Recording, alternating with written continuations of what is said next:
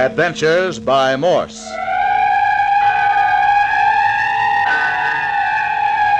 Carlton E. Morse presents The City of the Dead, featuring Captain Friday. If you like high adventure, come with me. If you like the stealth of intrigue, come with me. If you like blood and thunder, come with me. First, a message from our sponsor.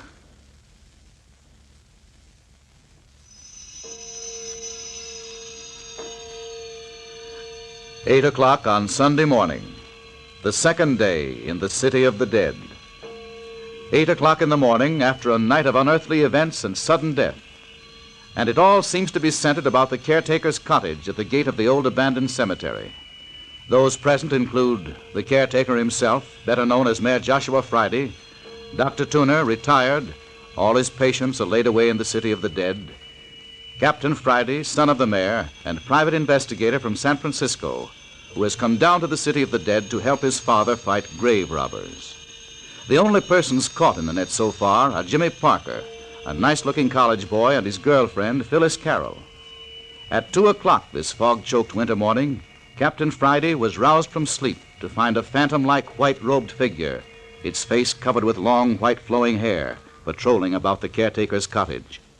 Yes, I awakened Jimmy Parker, and the two of us slipped out of the house and around the corner just in time to see the phantom creature leap on the figure of a man, who at the moment was attempting to break into the cottage. The man died instantly under the gleaming knife in the creature's clawed hand. Before Parker or I could stop it, the thing had gone. Yeah, Captain Friday and I rushed to the scene, but the housebreaker was dead. Captain Friday sent me back into the house for Dr. Tuner. I wasn't gone more than a couple of minutes, but when we got back, not only was the murdered man gone, but Captain Friday was lying on the ground, unconscious. And a peculiar thing, all the time this was happening, Mayor Friday's been missing from the cottage. But now it's 8 o'clock the next morning, and Phyllis is telling what she saw. I tell you, I saw it all from my window. You were awake, Miss Carroll? The scream of that man outside my window awakened me. You mean the man that was murdered? Yes. Who was he, Captain Friday? I don't know. He was trying to break into Parker's room when the family ghost jumped him. And it sprang on his back like an animal and was gone quicker than a flash. Stabbed him in the back. He was dead when I reached him. That's what I heard. I jumped out of bed and I looked out through the bars of my window. You were just bending over the body, Captain Friday. Well? I didn't know what had happened. It was too dark to tell who you were. Then all at once I saw two shadows creeping up on you from behind. Two? Yes, there were two. Suddenly I heard myself scream. I heard you. That's what brought me to my feet just in time to get that crack on the side of the head. That's funny. Dr. Tuner and I didn't hear a scream, did we, Doctor? Where did Dr. Tuner go? Said he was going to walk around while he smoked his after-breakfast cigar. Well, anyway, we didn't hear Phyllis scream. Well, I did. I must have frightened the men. They didn't wait to examine Captain Friday. They just grabbed the body of the murdered man and ran. Did you see the face of either of my attackers, Miss Carroll? No, I was too frightened to notice. Captain Friday, did you find out where the mayor was all this time last night? What difference does it make, Parker? What? Well, nothing, only... Well, Dr. Tuner thought it rather peculiar. Did, huh? Well, there seem to be a lot of peculiar things going on around here. Do you think that ghoulish killer we saw last night was a man in disguise? At least it was human. You didn't really think anything could actually look like that, do you? Oh, Jimmy, let's not keep still any longer. I'd rather go to jail right now than spend another night here. Phyllis, keep still. If you're part of this gang of cutthroats... Oh, we're not. Look here, Captain Friday. If we tell you everything, will you let us go? I can't promise that. Well, will you take us away from the City of the Dead? You indicated last night that the presence of you and Miss Carroll was aggravating the situation. That it was due to your being in the City of the Dead that all these murders are taking place. No. Oh, we're only part of the cause. I see. Well, you see how it is. If I let you two slip through my fingers, my only tangible clue to the whole business would be gone. No, you've got to stay here. You can't keep us here. We'll be killed. You saw what happened last night. That fella cut through the bars of my window. They'll try again, and next time they'll get me. I know they will. You needn't worry about that. I'll fix the windows so they'll be murder-proof. Now, you're going to tell me what it's all about? Oh, Jimmy, let's tell him. Please, Jimmy. We can't be any worse off than we are now. Well, then I'll tell you. I'm going with Dr. Tuner and the mayor over to Lammy Fink's cabin this morning. After that, we're going down to the old church. I'll lock you two up together and you can thrash the thing out. But mind you, I expect an explanation tonight. Oh, yes, but put us together. I couldn't bear to be alone in this horrible place again. You understand, don't you, Parker? I'm not promising anything. So much the worse for you if you don't come through. Oh, Captain Friday. Hello, now what's up? Hey, Captain Friday. Now, what in Tucket you suppose has happened? Find another corpse, Dr. Tooner? No, I didn't. But that grave we opened last night has all been filled up and the sod put back on it. Don't look as though it had ever been touched. Filled up, huh?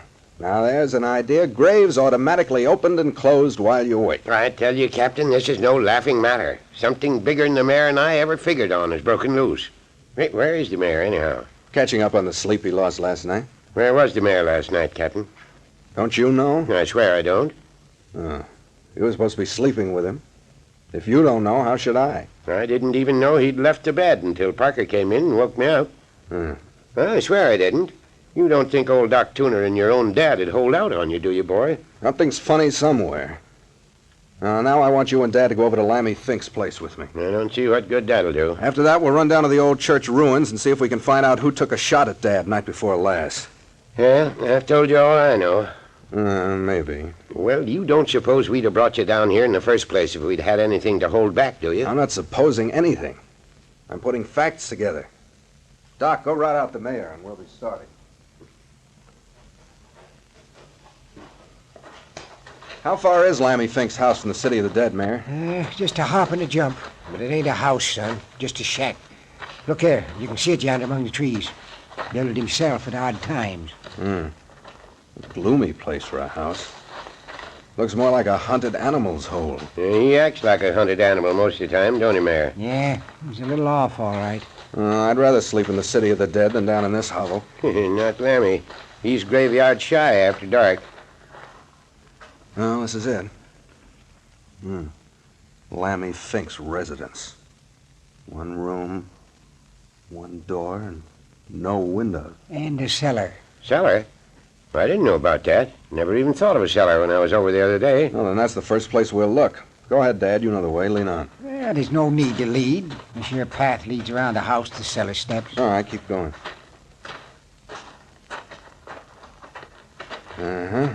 Here's the steps. Seem to go down under the house. I'll lead off with my flashlight. When I get to the bottom of the cellar steps, one of you follow, then the other. And take it easy. Those steps don't look any too solid to me. They ain't. It's dark and murky down there. There I go. Watch out you don't break your neck. Oh, these steps won't hold much weight. Hey, Captain! Captain! What a rat trap this turned out to be. Son, are you hurt? Hello down there. Captain, are you still alive? Yes, of course I am. I've lost my flashlight, and it's blacker than an old maid's future down here. Light a match. Well, give a man a chance to pull himself together, Doc. Still got 2 or 3 steps around my neck. Can we help? As soon as I unscramble myself. Hey, what's that?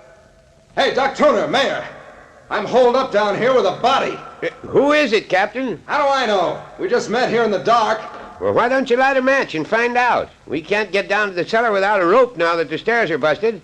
How'd you happen to find it? It just reached out and laid hold of me. Jiminy crickets. There. I'm on my feet again. Now for a light. Well, Hey, there are 3. Doc, Mayor. There are 3 bodies down here in this cellar. Watch that. What did he say? Did you hear me? There are 3 bodies down here.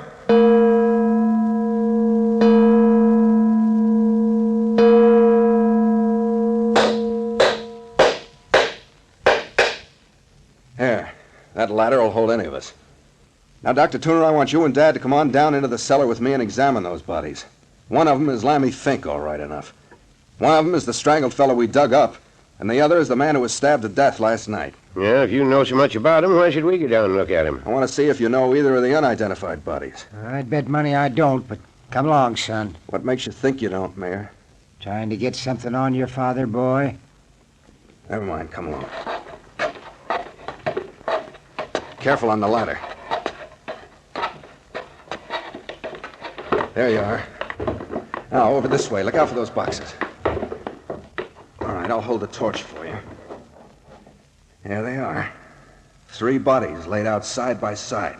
Yes. It says Lammy. Poor old fella. How do you suppose he died, son? I can't find a mark on him anywhere, Dad. Look at that look of terror on his face. You mean he was scared to death? Take a look for yourself.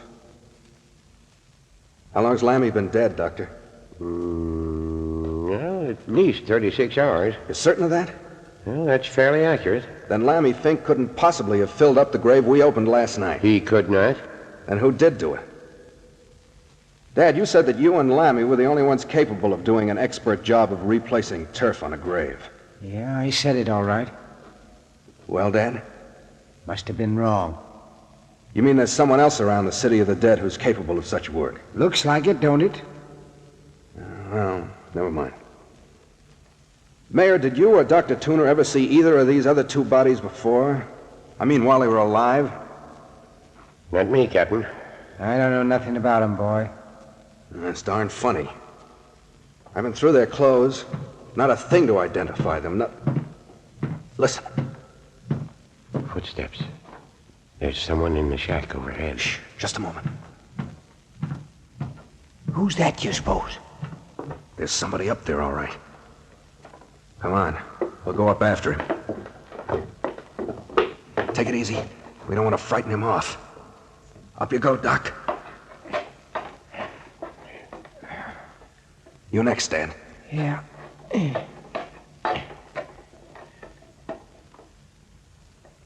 Come on up, Captain. Everything's clear. Yep. There. Here, I'll pull the ladder up, and then no one's likely to bother the bodies while we're away. Captain, I smell smoke. That's it, smoke. I knew I smelled something. Look, the cabin's on fire. Quick, we gotta stop it. Come on around the house, quick, get water from the creek. Look there, holy mackerel, what a blaze. Hey, somebody set that fire. The house has been saturated with oil. Look at that black smoke. But where's the fellow we heard walking around? He's probably a mile away by this time. Of all the cockeyed, lunk-headed fools. Now we've lost those bodies. But couldn't we still get him out? That cellar was a furnace 30 seconds after that fire was set. There goes that can of kerosene I saw in the cellar. That ends that. But why in tarnation did anyone want to burn down Lammy's shack? Ask me a hard one, Doc. Somebody doesn't want us to know who's being murdered.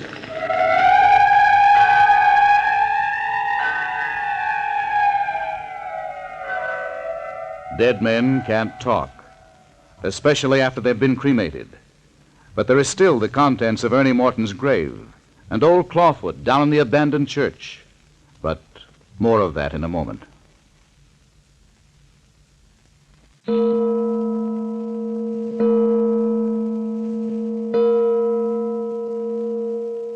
We've been dawdling, Captain Friday. It's almost 1 o'clock already, and we promised the mayor we'd meet him at the cottage at 2. Well, there's the old church just ahead. Yeah, gloomy as ever.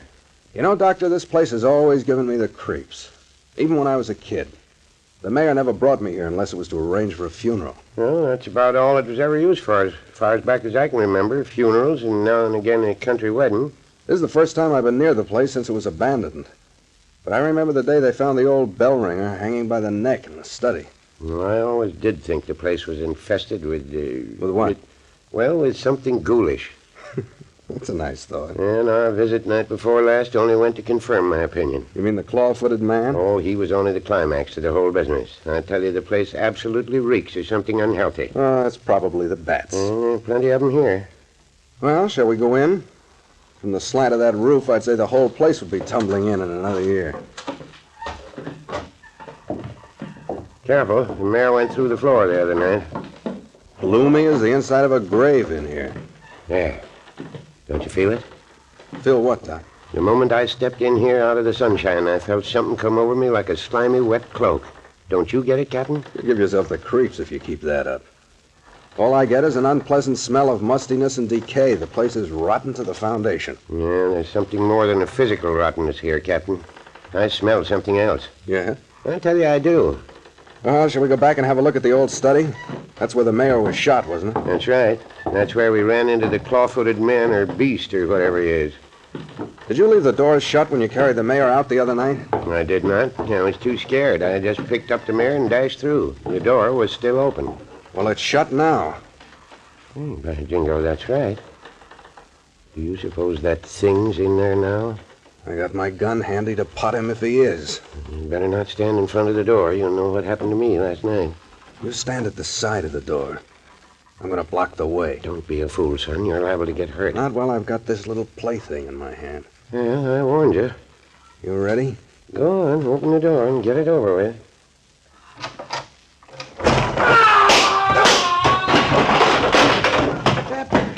Captain, are you hurt? What in the Sam Hill kind of a thing is that? I'm a bald-headed liar if that jack-in-the-box didn't kick me in the face. Are you hurt, Captain? Are you all right? Here, let me help you up. Of course I'm all right. Why shouldn't I be all right? That was a nasty fall. Fall. That claw-footed old boy with his white beard knocked me down and walked the full length of me. Look at me. His dusty footprints all over my front. Oh. Did I say I was going to block his path? I got one good look at him, an ugly critter. Flowing white hair, a face that looked like a death mask. I've seen him before. He's the chap that murdered the housebreaker last night. I wonder who he thinks he is in those long white robes. He's crazy as a gooey duck. Say, we'll need some kind of a light in this study. I still got my flashlight. Yeah, turn her on. Yeah. How's that? Good. Yep. Great jumping Jehoshaphat. Captain, look there on the floor behind you. A skeleton. Human bones. All laid out in order. Laid out is right. Looks like old Clawfoot was in here reconstructing a skeleton. Where do you think they came from? The bones? Probably out of one of the graves in the City of the Dead. Nice person, old Clawfoot. I don't care for the company he keeps. He's crazier than I thought. Imagine a guy shutting himself up in a dark room to play with a human skeleton. Yeah, looks like we're going to have to do some close inspection on the mayor's graves out yonder. This seems to indicate that grave robbing has sort of become a practice down here. I told you something unhealthy was going on in this place. No, old Clawfoot never lacked for company. Whenever he got lonesome or downhearted, he just up and digs himself a skeleton to amuse him. Look here, Captain, where do you suppose this old fool lives? Offhand, I'd say he'd been making this his headquarters. There's no sign of a place to sleep here, and there's no food. No, that's something I'll have to look into. Oh, now, Doc, where's this bell rope the mayor was pulling on the night he was shot? Right there, Brett. Oh, it's gone. Gone. Where was it? Well, it hung right down there where you're standing. Look at the ceiling. No hole in the ceiling for it to come through. Well, there was a rope. What's more, he just pulled it and he was shot. And you're certain the door was shut at the time? It certainly was. Anyway, the shot came from across the room. There are no windows. Are you certain there was no one else in the room with you, too? Well, of course there wasn't. Where'd the shot come from, then? The same place the bell rope's gone to. What in tunket does he do that for, going around making noises like a sick cat? Well, we'd seen the last of him today. Should we try to grab him? Don't you think we'd better finish looking over these ruins? What more is there to see? Well, you haven't been up in the belfry yet. What, climb that rotten ladder? Not me, Doc. Well, the mayor and I did it, and in the dark, too. Well, that was your own funeral. You can see with half an eye that you two are the only ones who've been up there in the last 10 years. Look at the dust and dirt and the cobwebs. Come on, we spent an hour in here. That's enough. I want to get my hands on that fella. Come on, it's 1 o'clock. We told the mayor we'd be back by 2. All right, anything's better in this place. Well, come on out in the sunshine and get it out of your system.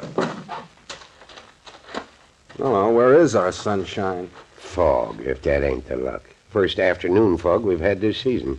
Yeah, that puts an end to hunting old Clawfoot. Yeah, miserable stuff, fog. Gets in your nostrils, wets your clothes, hides murders. Come on out of it, Doc. You'll feel better when you had your lunch. Let's go back to the cottage. You gonna leave that skeleton in there? Why, yes. You don't want to pack it around with us, do you? You young jackass. It's as well off there as anywhere until we can find the grave it was taken from. Perhaps that's old Ernie Morton's skeleton. We'll dig in his grave this afternoon.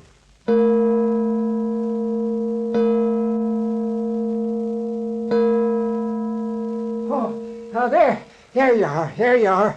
Oh, thank goodness you've come at last. Captain, come in the house quick. Come in here. What is it, Dad? Mayor, you're as white as a ghost. Well, if I'd have had a gun handy, I'd have shot that fellow where he stood. Shot who? What are you talking about? Come on in. Hurry up. You too, Doc. You'll have to tend to the girl. Girl? You mean Miss Carroll? Here, shut the door, Doc. That Parker feller stabbed the girl. He'd have killed her, too, if I hadn't arrived just when I did. Stabbed Phyllis Carroll? So he did. Wait a minute, Dad. Did you see him stab her? Just as I come in the house, I heard her scream. I rushed in and unlocked the door. And there she was, lying on her face on the floor. Parker was standing over her with this bloody knife in his hand. Where is the girl? In her room. Go on in and see what you can do for her, Doc. She's unconscious. Go ahead, Doc. Tell me how she is as soon as you can. All right. Now then, Dad, where's Parker? He's locked in this closet. The bars on the window to his room's cut. I wasn't taking any chance of losing him. Well, let him out. Let's see what he has to say. Parker said he didn't do it. Catch him! What in blazes? Is he dead? Dad, you've smothered him in that closet. Get me some water. Hi, Doc, come here. What's the matter? Get a move on. Oh, what's the matter? Hello. What's happened to Parker? Smothered in that little closet. Well, his heart's still going. Yeah, he's going to be all right. Just a faint. Mayor, throw a little water in his face. Here he comes. Here you are, boy. Drink a little of this water. He's going to be fit in a jiffy. Girl's not in any danger either. Flesh wound and a little blood, that's all. Air. Let me out of here. Give me air. He's all right now. I'll go back to the girl. She'll be around in a few minutes, too. Air. Where am I? You're all right now, Parker. Here, can you sit up? Give me a hand, Mayor. We'll get him in the chair. All right. Yeah, how's that? Rotten. What'd you want to do, smother me? Well, you had it coming. What'd you mean, stabbing a girl? I didn't. I told you that before. I saw you. You saw me stab Phyllis? I saw you with the bloody knife in your hands, bending over her. You'd have finished her off if I hadn't rushed into the room. You old fool. That talk won't do you any good, Parker. Now, what's your version of this affair? Well, Phyllis and I had been talking for about an hour. Talking about what? Whether we should tell you all we know. Did you decide to talk? No. Did you quarrel? Well, she turned her back on me and called me pig-headed. She was insistent on talking and you refused, huh? Yes, You know that what she could tell might get you in serious trouble, is that right? I suppose so. So you decided to stab her to death to prevent her talking? No, it isn't so. That's so. Then what did happen? You won't believe me. You bet I won't. Hold it, will you, Dad? Well... Go on, Parker. Well, when she turned her back on me, I walked away. Went over to the dresser and put out my cigarette in the ashtray. Your back was to her. Yes. Suddenly she screamed. I turned just in time to see her fall with a knife in her back. Likely story. I told you wouldn't believe me. Go on. I haven't said I didn't believe you, Parker. Then what happened? I was so confused, I don't hardly know what I did. I guess I dashed over to Phyllis and bent over her. I don't remember pulling the knife out of her back, but I suppose I did. Because I know I had it in my hand wondering where it came from when Mayor Friday rushed in and grabbed it away from me. Wondered where it came from. Well, I didn't have any knife. How could I have done it? The knife might have been in the room. You recognize it, Dad? No. Parker could have smuggled it in with him. He's had every opportunity. Well, I didn't. How was the girl standing? Facing the door. That would have put her back to the window, wouldn't it? Yes. And if you were at the bureau, you couldn't have seen the window, I don't suppose. No. With the shade and window raised? Well, the shade was. I don't know about the window. Hey, Doc. What? Is the window up in there? Yeah. Clear up. Well, there's a possible out for you, Parker. A good knife thrower could have sent a knife through the bars of the window without any trouble. You think that's what happened? I'm not thinking anything. Merely say it's a possibility. Well, I didn't do it. Think I'd hurt the girl I'm engaged to? People will do strange things to save their own skins. So you're engaged to Miss Carroll. Well, practically. What does that mean? Well, we've kind of got an understanding. You asked her to marry you? No.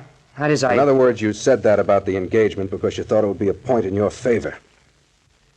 Look, Parker, you better stick to facts or you're going to get yourself in one fine mess. Well, I intend to ask her. I don't know whether you do or not. Hi, Captain. Come in here. The girl's coming, too. Come in and give me a hand. Come on, Parker. Come on in here, Captain. Help me with her. I've got her all bandaged. Oh, no. Ain't you ashamed of yourself, Parker? You let me alone. Keep still, both of you. There. You mustn't cry. Just lie perfectly still. Oh, Phyllis, are you all right? Jimmy. Yes, Phyllis, I'm here. Oh, Jimmy, why did you stab me? Why did you do it?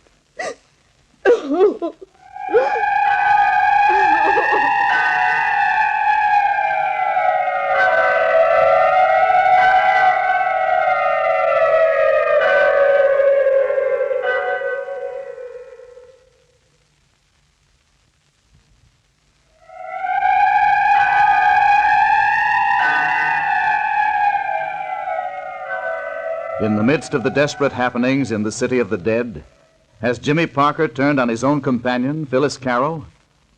And what about the phantom claw-footed killer and the desecrated graves? Who is disturbing the dead, and what do they expect to find, save moldering bones? Listen next week to the 5th episode of Carlton E. Morse's City of the Dead, entitled The Skeleton Walks In.